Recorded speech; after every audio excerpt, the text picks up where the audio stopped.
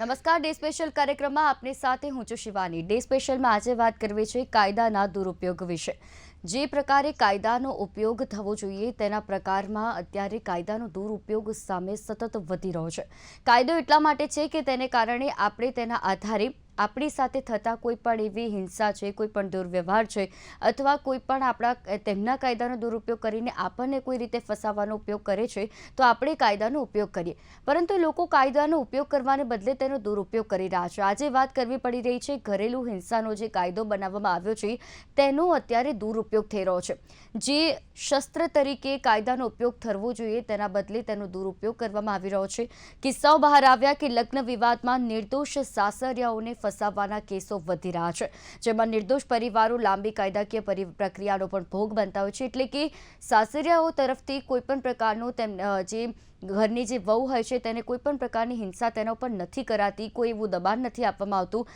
દરેક વસ્તુ જે છે તે વ્યવસ્થિત ચાલતી હોય છે, તેમ છતાં પણ જ્યારે વહુ તરફથી સાસરિયાઓ વિરુદ્ધ જે કાયદાનો દુરુપયોગ કરવામાં આવતો હોય છે ત્યારે તે પરિવારોને લાંબી કાયદાકીય પ્રક્રિયામાંથી પસાર થવું પડતું હોય છે, કારણ કે તે પ્રક્રિયામાંથી તેમને પસાર થવું તે તેમની મજબૂરી બની જતું હોય છે। કાયદાનો તેમને પણ ઉપયોગ જે છે તે પણ કરી શકે છે, પરંતુ આ જે કેસો જે હોય છે ખાસ ઘરેલુ હિંસાનો જે કાયદો બનાવવામાં આવ્યો છે એટલા માટે બનાવવામાં આવ્યો છે કે જેમાં જે મહિલાઓ જેમની સાથે ખરેખર કોઈપણ પ્રકારની હિંસા થાય છે અથવા તેમના સાસરિયાઓ તરફથી કોઈપણ પ્રકારનો ત્રાસ તે ઘરની વહુને આપવામાં આવે છે તો તે મહિલા તે કાયદાનો ઉપયોગ કરી શકે છે, તેમના સાસરિયાઓ વિરુદ્ધ કેસ કરી શકે છે અને ત્યારબાદ તે લાંબી જે પ્રક્રિયાઓ છે તેમાંથી તેમની સાસરિયાઓએ પસાર થવું પડતું હોય છે, કારણ કે તેમની જે ઘરની વહુ છે તેમને ત્રાસ આપ્યો હોય છે, તેના ઉપર હિંસા કરી હોય છે।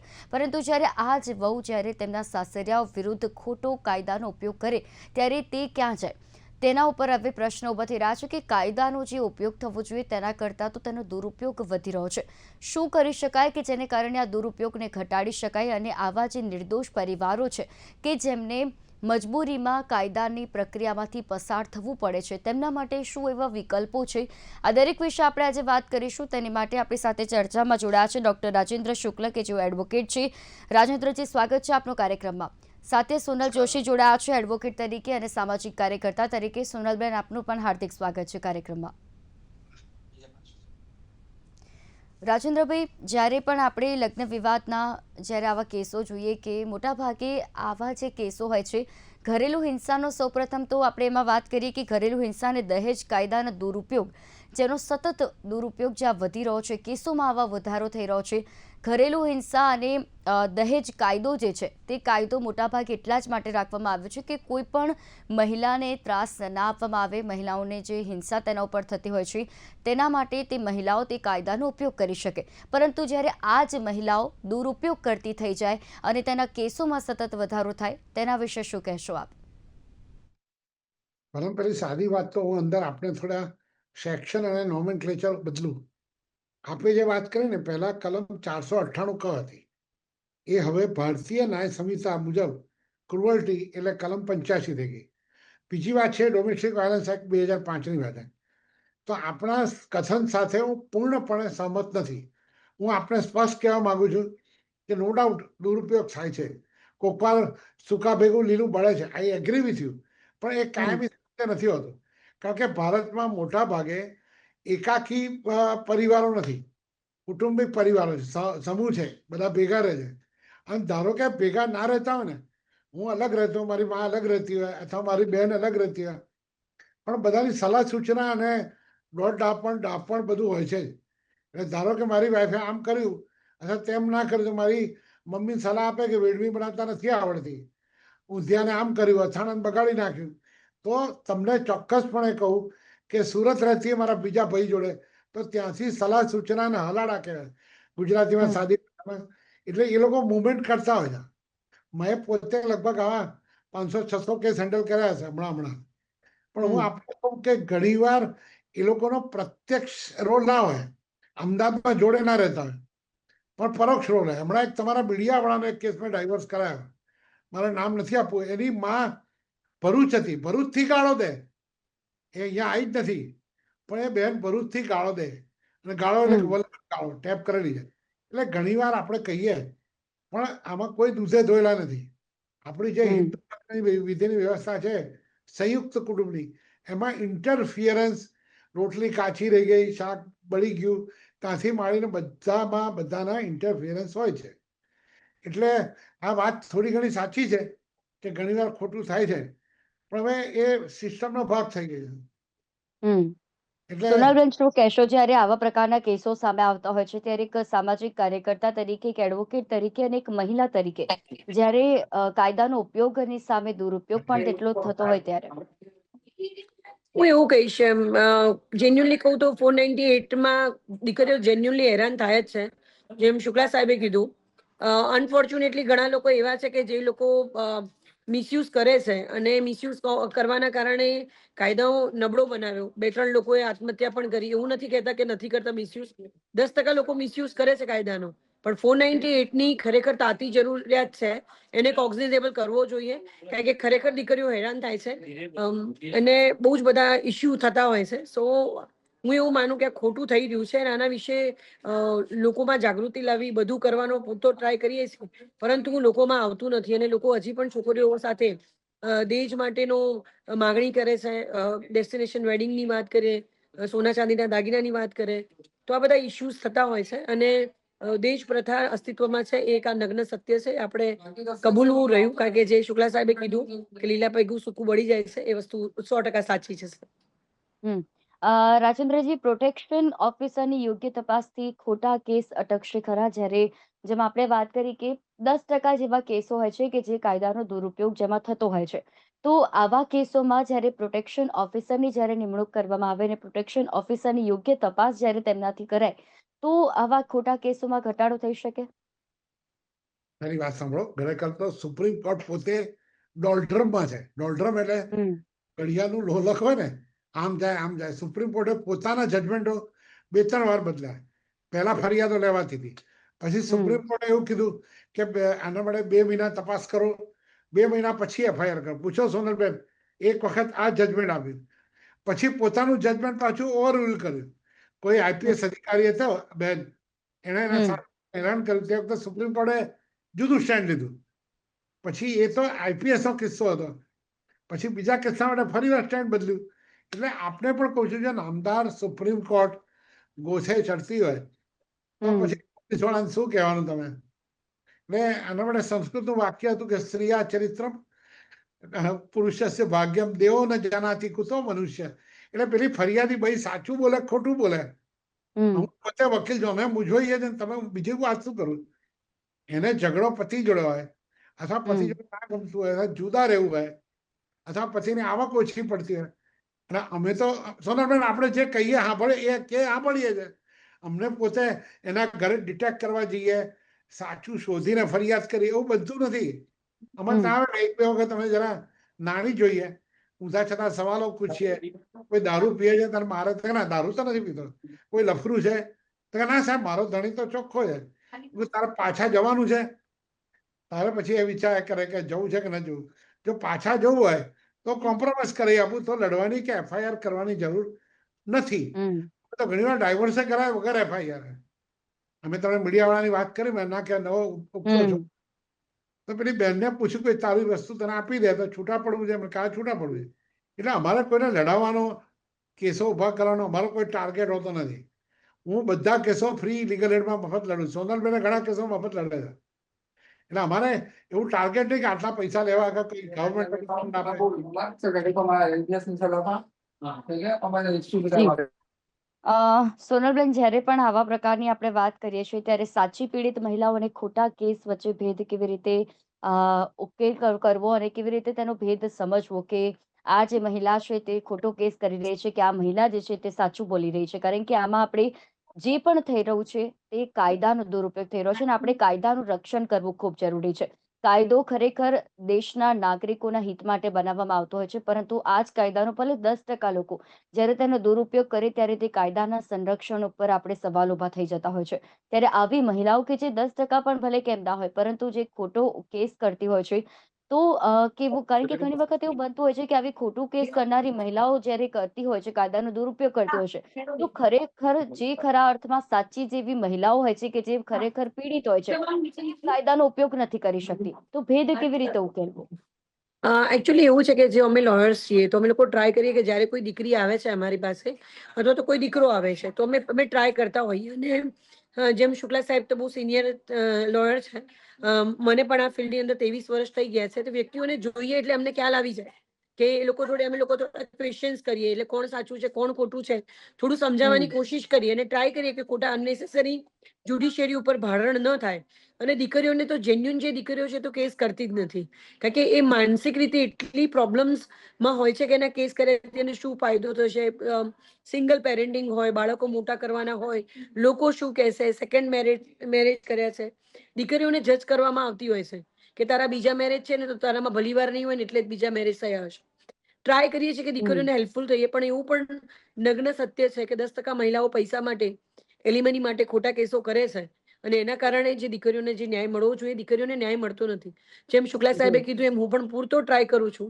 લોકો એવું કહે છે કે બેન વકીલ જ નથી, હું એટલો પૂરતો પ્રયત્ન કરું કે મારી કોઈ દીકરીને કે કોઈ દીકરાને કોર્ટમાં ન જવું પડે. આપણે ટ્રાય કરીએ કે એમ્નિકેબલી 13B કરો અથવા તો તમે ભેગા રહો. હવે પૂરતો ટ્રાય કરીએ છીએ પરંતુ જ્યારે નથી થતું સમહાવ અને પુરુષો પણ એવા છે કે એમને દેશની વસ્તુ લીધેલી હોય આપવી ન હોય, હીરા ચાંદીના દાગીના હોય તો એમને રાખી લેવા હોય, બસ આપણે છૂટું લઈ લઈએ તારા દાગીના મારા. ઘણી વખત મારી પાસે હમણાં પણ કિસ્સો હતો ગયા વર્ષે કે દીકરાએ પૈસા લીધા દીકરીને છૂટું આપવાના. દીકરીએ લવ કર્યો હતો એટલે એના પપ્પા બહુ પૈસા પાત્ર હતા તો કીધું કે 50 લાખ રૂપિયા મને આપો તો હું તમારી દીકરીને છૂટી કરીશ કારણ કે પેલાને કોઈ મળવાનું નતું. એ બુટલેગર હતો અને છોકરી પ્રેમમાં પડી ગઈ હતી. તો તમને નવાઈ લાગશે કે આટલી મોટી અમાઉન્ટ આપીને છોકરીના ડિવોર્સ થાય. અત્યારે એવું થઈ ગયું છે કે ભણેલી ગણેલી દીકરીઓ પાસેથી દીકરાઓ પૈસા માંગે છે એવા કિસ્સા પણ જોવા મળી રહ્યા છે. ક્યાંક ને ક્યાંક સામાજિક વ્યવસ્થા બગડી રહી છે. હજી પણ કાયદો ભણાવવામાં નહીં આવે, એજ્યુકેશનમાં કુટુંબ વ્યવસ્થા નહીં શીખવાડવામાં આવે. જેમ શુક્લા સાહેબે સંસ્કૃતનો શ્લોક બોલ્યા, પરિવાર ભાવના હોવી ખૂબ જરૂરી છે. નમીને ચાલવું જોઈએ તો સંસાર ચાલશે.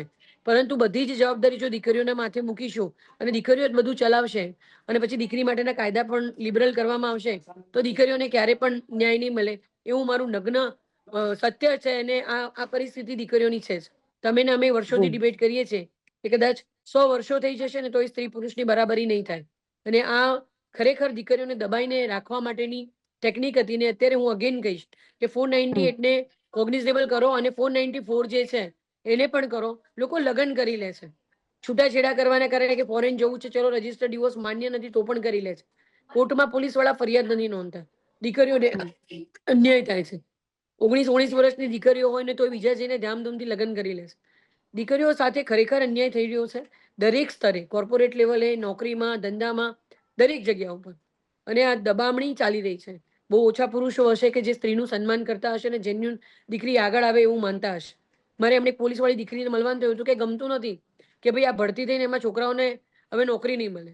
આવી માનસિકતા વાળા પુરુષો સાથે રહેવાનું આવે છે ત્યારે બહુ અઘરું લાગે છે કે જે દીકરી તમારા પેટે તમે જે માના પેટે જન્મ લો છો, જેને રાખડી બાંધો છો, લગ્ન કરવા માટે સ્ત્રી જોઈએ છે પણ સ્ત્રી ગમતી નથી, સ્ત્રીને દબાઈને રાખવી છે. તો આ જે મેન્ટાલિટી છે એ લોકોમાં હજી પણ ગઈ નથી અને ક્યાંક ને ક્યાંક દેશનું દૂષણ છે અને લોકોને ખરેખર બહુ જ પ્રોબ્લેમ થઈ રહ્યો છે. છોકરીઓના મા બાપ ઉપર પણ બહુ ભારણ આવી રહ્યું છે. આ નગ્ન સત્ય છે. જી જી રાજેન્દ્રજી, જ્યારે નિર્દોષ આપણે સાસરિયાઓની વાત કરીએ કે 10% કેસોમાં પણ જ્યારે નિર્દોષ સાસરિયાઓને કાયદાકીય પ્રક્રિયામાંથી પસાર થવું પડે છે તો તેમને કાનૂની સુરક્ષા કેવી રીતે મળે છે? તમે માત્ર આ સબ્જેક્ટ તરીકે ગણો છો સ્ત્રીઓની વાત. અમે લોકો તો મર્ડરના કેસમાં, રેપના કેસમાં સાવ ઇનોસન્ટ માણસને ફસાયેલા જોયા છે, અમે કાઢ્યા છે. જી એ છોકરી જાતે આડા સંબંધ બાંધે, પોતે મજા કરે, પૈસા લે અને 2 કરોડ લઈ લે, પછી ફરિયાદ કરે. પછી એને લાગે કે ભાઈ રાજુભાઈ શ્રીમંત છે ને 200 કરોડની પાર્ટી છે તો સામેથી મળવા આવે, એમાં ના પાડવી પડે અને પછી વળગે, પૈસા કઢાઈ લે, પછી રેપનો કેસ મૂકે. છૂટા થવાનો. મારી પાસે એક અમારા બેસું છે બિલ્ડિંગમાં મોટો ટાઇલ્સનો વેપારી હતો. ટાઇલ્સનો વેપારી, એની જોડે એની પીએ હતી તો ક્રિશ્ચન હતી. એ ખરેખર લાગુ થઈ ગઈ, બધું કર્યું. એ વખતે ડાયવર્સ લેવાના એને એટલે છૂટા થવાના 5 કરોડ લીધા. ડાયવર્સ નહીં પણ છૂટા થવાના. પછી લગ્ન કર્યા, પછી આ પૈસા વપરાઈ ગયા અને ફ્લેટ લીધો ને પેલું થયું. એટલે એને ફરી નાટક કર્યું રેપની ફરિયાદમાં અને ફરિયાદ થઈ કરી મહિલા પોલીસ સ્ટેશનમાં. એ વખતે કદાચ મેડમમાં પન્નાબેન મુંબાયા હતા તો એ વખતે ફરિયાદ થઈ મહિલા પોલીસ સ્ટેશન અને પછી ફરી 6 કરોડનો તોડ થયો. એટલે તમે કહો છો પણ એ કિસ્સામાં પણ આવું બને છે. અને નારી શક્તિ છે અબલા શક્તિ ગણવી ખોટું છે. એને અબલા બનાવવામાં આવી છે. જો ખરેખર સાચા કેસ હોય તો એને ન્યાય અપાવવો જોઈએ. આપણે એક વાત કહું, જી કેસના મેરિટ અલગ હોય. આપ મારી વાત સમજો. એક જ સરખો કે આનું કાપડ આવે રેમંડનું કે ટેરી બુલેટ છે એવો તાકો નહીં હોતો. એટલે અમે લોકોને દરેકના પેલા કટપીસમાંથી શોધીએ ને કે ટેરી વૂલ કયું, ટેરી કોટન કયું, એવી રીતે પોલિએસ્ટર કયું, એવી રીતે બેન દરેકના કેસની મેન્ટાલિટી, દરેકનું થિંકિંગ, દરેકની કાર્યવાહી, દરેકની કામગીરી બધું અલગ અલગ હોય. એટલે તમે એક કોમન ઝાડુ મારવાની વાત કરો કે કચરો નીકળી જાય, એ શક્ય નથી. કારણ કે દરેકના બેને કીધું દરેકના ઘરના પેલા છોકરા ડાયવોર્સ ના પૈસા લે છે, એ વાતે ખરી છે. જી એ વાતે ખરી કે છોકરી સમૃદ્ધ છે, આમ ભૂલમાં લગ્ન કરી લીધા પ્રેમમાં, આંધળા વેશ કે પછી તો પૈસા આપી દો. એટલે હવે શું થયું, બેઝિકલી સોશિયલ મીડિયા પછી બે સમાજના બદલાતા વલણો છે.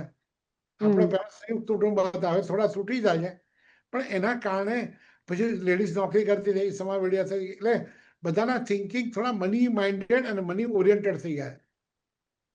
એટલે ગમે તે ખરું ખોટું કરો પણ પૈસા થવા ભેગા થવા છે. એટલે સ્ત્રીની વાત હોય કે પુરુષની વાત હોય, મૂળ મુદ્દે વાત સર્વગુણમ કાંચનમાં આશ્રયંતી, બધા ગુણો કાંચનમાં સમાયેલા છે. એટલે બધા ખોટું કરે, અમારા વકીલો કરે બિચારા, એનું કારણ છે 10,000 ભેગા કરવાના ફી તો આવે, ઘરમાં ઘર ચાલે. હું ને સોનલબેન એક્ઝામ્પલ છે કે we don't earn out of this cases. અમારું એનજીઓ ચાલે છે યોગક્ષેમ માનવ ગૌરવ સંસ્થાન. અમે એબ્સોલ્યુટ ટાઈપના ઝેરોક્સના સ્ટેમ્પના પૈસા નથી લેતા. એટલે અમારા માટે આ શોખની વાત નથી.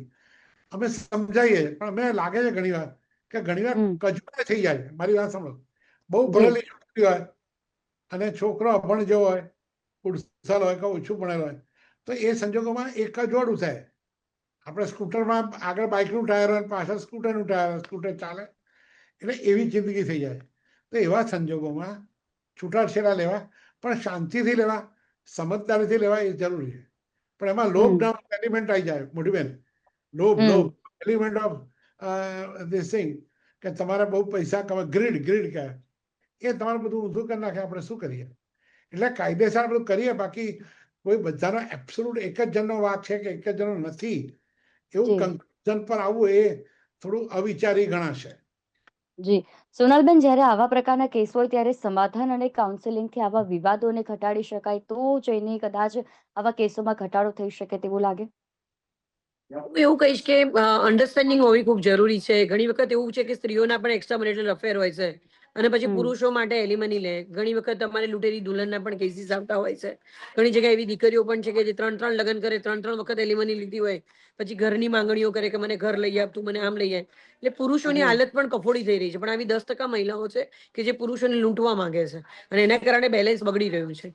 આની અંદર એવું જ છે કે જે ખોટા કેસ કરે છે, સાહેબે વાત કરી 376 નો મિસયુઝ બહુ થતો હતો, પોતાની ઈચ્છાથી જવું, મરજીથી થવું, અને ઘણી જેલો ઉભરાઈ રહી છે. ઇવન મેં ગઈકાલે તો એક ડિબેટમાં મોઢે કીધું છે કે મને 16 વર્ષે સગીર કરી દો.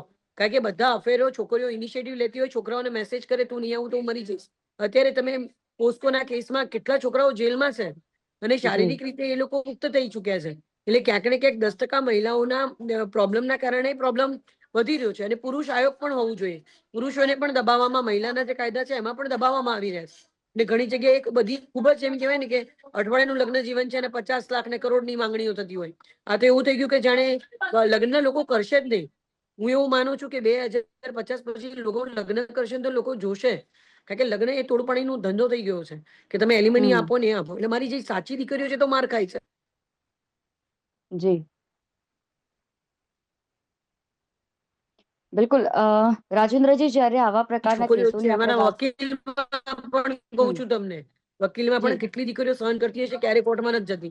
એટલે જે જેન્યુન છે એ તો કોર્ટમાં આવતા જ નથી. બહુ ઓછા લોકો જેન્યુન છે જે હિંમત કરીને પોલીસ પોસા જાય છે. અને પોલીસનું રવૈયું એવું હોય છે કે પતાઈ દો. એટલે હજી તો કેસ જેવા થતા જોઈએ એ તો થયા પણ નથી. અને પોલીસ કાઉન્સેલિંગ, કન્સિલેશન કરાવે છે, પણ કેટલા અંશે સફળ થાય છે તો હું ને શુક્લા સાહેબ બંને જાણીએ છીએ શું ઈરાદો હોય છે અને શું હોય છે મધ્યસ્થી જી બનવાનું. એટલે ક્યાંક ને ક્યાંક લોકોમાં સુધારો, ગવર્મેન્ટ ઇનિશિયેટિવ લે, ગવર્મેન્ટની જવાબદારી છે. પરિવારની જે ભાવના છે એ સ્કૂલોમાં ભણાવે, લોકોમાં બધા કાર્યક્રમો છે, સંસ્કૃતિઓ વિશે જાગૃતતા લાવવી આ ખૂબ જરૂરી છે. તો જ આપણે લગ્ન જીવન, લગ્ન વ્યવસ્થા બચાવી શકીશું. અધરવાઇઝ આવા કેસો થતા રહેશે અને લોકો ઇવન જી આત્મહત્યા પણ કરતા હોય છે. લેવા દેવા વગરના બધાના મા બાપ ને સાસુ સસરા ને યુએસમાં હોય, પણ ઘણી વખત સાચું પણ હોય છે. યુએસમાં બેઠી બેઠી બહેન ભાઈને ચડાવતી હોય અને એ પછી માન્યામાં નથી આવતું, તો દીકરીઓને જસ્ટિસ પણ નથી મળતો. એટલે બહુ બહુ ટ્રિકી સિચ્યુએશન છે. લોકો સાચું બોલે, જેન્યુન બોલે, એ બધી ભાવના વિકસાવી એ બહુ વાર લાગશે. ક્યાંય ન્યાય મળતો હમ લાગતો નથી અત્યારે તો. જી રાજેન્દ્રજી, જ્યારે તમારી પાસે આવા કોઈ કેસ આવે છે તો કેવી રીતે તેનું નિરાકરણ લાવવામાં આવતું હોય છે? કારણ કે બંને પક્ષ તરફથી એવું કહેવામાં આવતું હોય છે કે તે સાચા છે, તે કાયદાનો સાચો ઉપયોગ કરે છે. ત્યારે શું કરવું? અને જો કોઈ ખોટા કેસ કરવામાં આવે છે, કોઈ ખોટા એવા કાયદાનો ઉપયોગ કરી રહ્યું છે, દુરુપયોગ કરી રહ્યું છે કાયદાનો, ત્યારે તેમની વિરુદ્ધ કેવા કડક પગલાં પણ લેવામાં આવી શકે છે? અને અમે લોકો નોર્મલી એવું કરીએ છીએ કે હમ સામે સંપર્ક કરીએ અને આજે આવી એટલે આજે ને આજે જ ફરિયાદ કરી આપવાની એવું નહીં કરવાનું.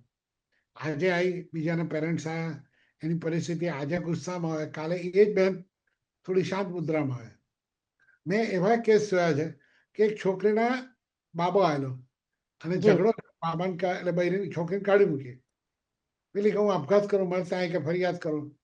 પછી મેં આવા હમ ઊંધા સવાલ કર્યો, ભાઈ ઘર મારે છે, લફરું છે, દારૂ પીએ. મને કહે આ તો કોઈ ઝઘડો કેમ થયો? એના ઘરમાં ભૂવો આવ્યો હતો અને ભૂવા એવું કીધું કે એના જેઠની છોકરી નાની હતી, જેઠાણી મરી ગયેલી, કે તું આને સાચવજે, નહીં તારા ફલાણી માં તારા છોકરાને ભરખી જશે. એટલે પેલી ઊભી થઈ ગઈ કે હું એને સાચવીશ કરી, પણ મારા છોકરાને ભરખી જાય. એટલે આપણા લગ્ન જીવનમાં આવા બહારના અજાણ્યા ફેક્ટર, જ્યોતિષીઓ, ભુવાઓ, હમ આ બધા પણ અસર કરતા. એટલે મેં પેલા બેનને ફોન કર્યો, સાસુને, હમ ભાઈ તમે ઝઘડો પતાવો ને. તો કે અમે તો પાછી લઈ જાઓ ત્યાં જ, અમારે ક્યાં ઝઘડો છે? એનો છોકરો રડે છે. પણ કે અમે લેવા ના આવીએ પાછો વટરનો સવાલ. એટલે મેં અહીંથી ગાડી કરી સિદ્ધપુર એ લોકોને મોકલ્યા. જોડે એક બેન ગયા, માતાજીની ચૂંદડી, સાડી બધું હાલ્યું, મીઠાઈ આપી, ભગવાન દક્ષિણા આપી. તું મારી વાત સાંભળો બેન, પણ મારું હમ ઈચ્છું એ હતો કે this life should be settle and now it is settled. એટલે ઘણી જી વાર શું થાય કે એના બાપમાં સમજણ ના આવે તો આપણે બાપ થવું પડે, બાપ તરીકે રોલ કરવો પડે. આમાં સોનલબેન છે તો મા થઈને એને ખખડાવે ખરી, સમજાવે હમ ખરી, પટાવે ખરી. અમે તો સાડીનો શોખ રાખીએ, લે બે સાડી પહેર, લે તું ખાઈ લે. એટલે એ બધું એ એકચ્યુઅલી એનજીઓ છે કે આ, એટલે આપણે ત્યાં એકચ્યુઅલી આવી સંસ્થા થાય કે જે બધાને સમજાવે, સમજે, તો આ પ્રોબ્લેમ સોલ્વ થાય. અધરવાઇઝ તો બિલકુલ. કેસો વધ્યા જ કરવાના મોટી બેન. There is no G and. અને જરૂરી પણ છે, છોકરીઓને ગણવામાં આવતી નથી. એક વસ્તુ તને કહી હમ દઉં, હમ સાંભળેલું પગની જૂતી ગણો. એક જ્ઞાતિ છે, મારું નામ નથી દેવું, કે આમાં તો બારણા પાછળ બીજી બૈરી હોય, તું જતી રહે, બીજી લઈ આવીશ. આ હું તને જે કહું છું બેન, આ શબ્દમાં એના જ્ઞાતિ જી નામ ઝઘડો થાય, પણ આ સાંભળેલું છે મેં જાતે. એટલે બિલકુલ રાજેન્દ્રજી, અને એટલા જ માટે કદાચ આવા પ્રકારના જે કેસો છે તેના એની ઉપર વેલ્યુ ગણાતી નથી. એને માણસ ગણાય અથવા સમોવડી ગણાય અથવા આપણું કુટુંબ ચલા જાય. મારા 4 છોકરા થયા હોય, 2 છોકરા, તો એક હમ વંશવર્ધિની છે. ભગવદ્ આમાં વિષ્ણુ સહસ્ત્રમાં નામ છે વંશવર્ધની. તો એ વંશવર્ધિની છે. એનું રિસ્પેક્ટ રાખો. તમારે જી આખી સેવા કરે, એ નથી રિસ્પેક્ટ. હજી આપણા બિલકુલ. અને સમાજમાં પુરુષ એટલા જ માટે રાજેન્દ્રજી કહેવાય છે કે જે કાયદાનો દુરુપયોગ કરે છે તેના ઉપર ખોટા પ્રકારના જે આ કેસ કરી રહ્યા છે તેના ઉપર કડક પગલાં ભરવા પણ જરૂરી છે. કારણ કે જે દુરુપયોગ કરે છે તેને કારણે જે સાચો એનો ઉપયોગ કરે છે. જી તમારી વાત સાચી છે. ખોટી ફરિયાદના કિસ્સામાં હમ અને પ્રોસિક્યુશન ખોટું કરી જેનો કેસ થવો જોઈએ. જી બિલકુલ. અને એટલા જ માટે રાજેન્દ્રજી કદાચ એ જે આ વાત તમારી કાયદાનો જે સાચી આ છે. દુરુપયોગ થઈ રહ્યો છે તેને અટકાવવો જરૂરી છે, અને એટલા જ જાગૃત નાગરિકોએ પણ સમજવું જરૂરી છે. જે મહિલાઓ જે કાયદાનો ઉપયોગ કરે છે તેને પણ સમજવું જરૂરી છે કે કાયદાનો ક્યાં અને કેવી રીતે ઉપયોગ કરવો, અને જો તેઓ ખોટી રીતે ઉપયોગ કરે છે તો તેના માટે પણ તેઓ સજાપાત્ર છે, એટલે કે તે પણ સજા ભોગવવા તૈયાર રહેવું પડશે. તેઓ દુરુપયોગ કરે છે તો માટે કાયદો દરેક માટે સમાન છે. દરેકે કાયદાનો સાચો ઉપયોગ કરવો જરૂરી છે. સોનલબેન, રાજેન્દ્રજી, આપ ત્રણે બંને અમારી સાથે વિશેષ ચર્ચામાં જોડાયા તે બદલ આપ બંનેનો આભાર. તો જે રીતે ડે સ્પેશિયલમાં આજે વાત હતી કે કાયદાનો દુરુપયોગ કરનારા સામે કડક પગલાં ભરવા ખૂબ જરૂરી છે, કારણ કે તેને જે શસ્ત્ર તરીકે ઉપયોગ કરવામાં આવે છે, પરંતુ કાયદાનો દુરુપયોગ અટકાવવો જરૂરી છે. તેના ઉપર યોગ્ય પગલાં ભરવામાં આવશે તો જ જેને કાયદાનો દુરુપયોગ અટકશે. ડે સ્પેશિયલના કાર્યક્રમમાં હાલ બસ આટલું જ. ફરી મળીશું નવા વિષયની સાથે. ત્યાં સુધી આપ મને રજા આપશો. નમસ્કાર.